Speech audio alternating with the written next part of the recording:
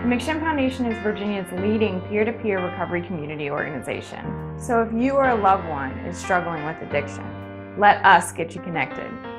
Build your self-esteem and lead you to a solid foundation in your recovery. Check us out.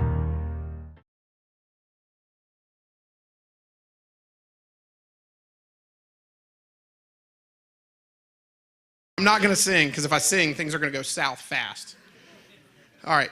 So I was joking about McGuire Woods. It's 1,100 lawyers, a lot of lawyers. But, you know, life's been good, working hard, and never thought that I would ever get into the political arena. And I jumped in because, in my view, there's a lot of things that have not been going right in the country and in Virginia. And one of them is I feel like there's a little too much politics going on in our Attorney General's office. And so that's why I originally got in. You know, my view is the people of Virginia get to govern themselves. If they pass a law, they have the right to have an Attorney General defend that law. So that's why I got in the race. So once you jump into this crazy political arena, then you get into a car. That's what happens. You get into a car, and you spend about 16 hours a day in a car driving around Virginia. Now, that's not a joke. That's what I've been doing for a year and 9 months. And you know, I was born here. I served in the military down in Virginia Beach when I was at the Supreme Court. I worked at the White House. I was a lawyer in the White House. I lived in Arlington.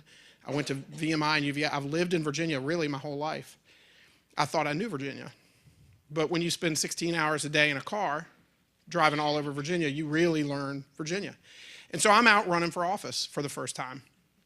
And I thought I knew what I was running about, and it is what I'm running on. It's my core belief. We've got to get the politics out of the Attorney General's office. And everywhere I go, the issue of the heroin opioid epidemic comes up. And the issues of addiction come up. Everywhere I go. I tell this story to people because for folks who haven't been touched by it, and there's not many left, to be honest with you. I went out to Southwest Virginia to meet with a group of business leaders. Now, if you were running for office in Virginia and somebody said, you're going to go out to Southwest Virginia and meet with business leaders, what do you think they'd want to talk about? Coal, right? It's like coal. So I did all my homework on coal. And I go out there to meet with these folks, and then within 3 minutes, I start talking about the economy and coal and regulations on the coal economy. And these people around the table are like, stop. Stop. No. We have a human resource problem out here because our workforce is at about 50% capacity because we have such a problem in our workforce. So these are the kind of things that I've seen, and I've just, for a year and 9 months, I've been swimming in it. And so what I did was I realized, okay, I knew we had a problem, but I did not understand until I started running for office just the gravity and the human toll this has taken on the Commonwealth of Virginia. So I started to get people together and say, well, who do we talk to about this? And the first person I really talked to who's been in the thick of it is a guy named Sheriff Carl Leonard, who some of you probably know. And I went out and spent a ton of time with him at the Chesterfield jail. And then I got with John and I came over, and we started talking about a lot of really important things. And so it's been an incredible experience for me. And this went from something I knew about when I started running to the only thing in a campaign statewide for a year and 9 months, the only thing so far that I have put together a task force of some great people to advise me on how we're going to handle it when I'm elected. Because we got, the time for talk is over.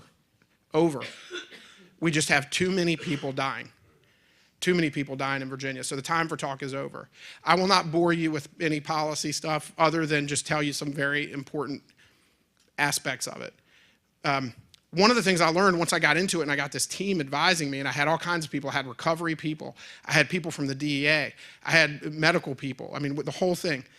And what amazed me is the more I traveled around Virginia, you'd realize there are all these really good people who want to help. Everywhere you go, there's people that want to help, right?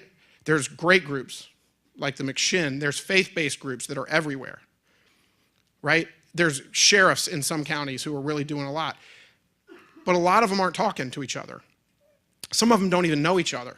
And I can't tell you how many times I've been in Bedford talking to a Commonwealth's attorney and said, you need to talk to this sheriff, or you need to talk to John Shinholm. Like, we gotta start getting people together. And so one of the most important things we're gonna do is, in the Attorney General's office, we're gonna have a substance abuse coordination center. And the idea is gonna be to bring together all the different groups within the government and the people who aren't in government. Because the government has an important role to play, but government is not gonna fix this. Government's not gonna fix this. We have to fix this, right? We need community-based groups, we need faith-based groups, we need everybody working together. And so what I'm gonna try to do is bring a level of coordination that we haven't really, I don't think, seen yet to this, so that we're smart and efficient with our resources and we get real about solving the problem. So that has become absolutely one of the top things that I've focused on now. And I've met with a lot of you in this room. I'll meet with a lot of you. After I talk, I'll stay. I think you may have more speakers, but I'm always around, and John knows how to get me, and I'll always be here and be available to you. I'm a very accessible person. And the last thing I'm gonna do is I'm just gonna leave you with, do I have time to tell one quick story? All right, I'm gonna tell you one quick story that's just a fun story. You know, I'm running for office. I've never run for office before. People say, well, Jesus, we're a month away from the election. All those terrible commercials are gonna stop. There's nobody who wants the commercials to stop more than me, by the way. If you haven't seen, my opponent loves taking shots at me. I had to explain to him, well, never mind. Anyway, so somebody asked me the other day, well, how are you doing? I said, I've never run for office before. I have no idea how I'm doing. It feels good out here. And then I realized I'm gonna win. And I'm gonna tell you why I know I'm gonna win. And this is a true story. And I've wanted to tell this story since the day I started running for office, but it's so outlandish and so crazy that if I told you this, you wouldn't believe it. You'd say he's like some guy running for office making stuff up. So I grew up in Midlothian, and I played football for Midlothian High School. And I loved playing football. And I was awful. I was the slowest wide receiver to ever play football. So I was never gonna make it past high school. So senior night in my high school, senior night was the last time I ever played football. And of course it was my senior night, I was done.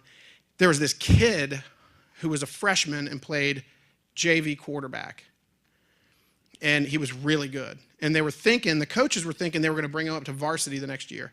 So they said, all right, on the last varsity game, we're gonna bring him up as a freshman and let him play and see how he does in a varsity game. So this kid I've never played with before, don't really know, gets brought up, and he's now playing quarterback. In the third quarter, they put him in for one series. We played football together for one series. And they put him in, he'd never played in varsity, let him hand the ball off a couple times, you know, didn't want to put too much pressure on him, get used to the speed of the game. And so finally they said, all right, we're gonna have him throw a pass to Adams. And so they called a screen pass, a real simple, easy pass out to me. So the ball gets snapped, the kid turns, throws the ball, I catch it, I run a few yards and get tackled, which is what always happened because I was really slow. And the announcer says, Thomas Jefferson completes his pass to John Adams. And when you're a kid playing high school football, you really want to hear the crowd cheer when you catch a pass. And the whole stadium did what you just did. They laughed. The whole stadium filled with laughter. And so I always thought that was a funny story. I would never tell it because I just think people would think you're making it up. And the other day I'm out on the trail after a year and 9 months, and my campaign manager calls and he says, we just got a weird call. I said, what? He said, Thomas Jefferson just called. I haven't talked to this kid probably since that play. I can still call him a kid. In my mind, he's 15 years old. He said, Thomas Jefferson just called to say that he's really proud of you. You guys played football together, and he knows you're gonna win. And I said, if Thomas Jefferson calls John Adams in Virginia to say he knows I'm gonna win, I got this thing locked up. So, thank you all for being here. Look, the main thing you gotta do is get out there, talk to people about things that matter to you, talk to people about things that you care about, and get out there and engage in the civil process, in our public life. You gotta do it. You gotta do it. And so I'm gonna work really hard is your next attorney general, I'm going to bring real action to this problem. It is a huge problem. I can't fix it alone. But if we have some new energy and leadership, we can get things done. I thoroughly believe it. So God bless each and every one of you. God bless the Commonwealth, and thank you for having me, John.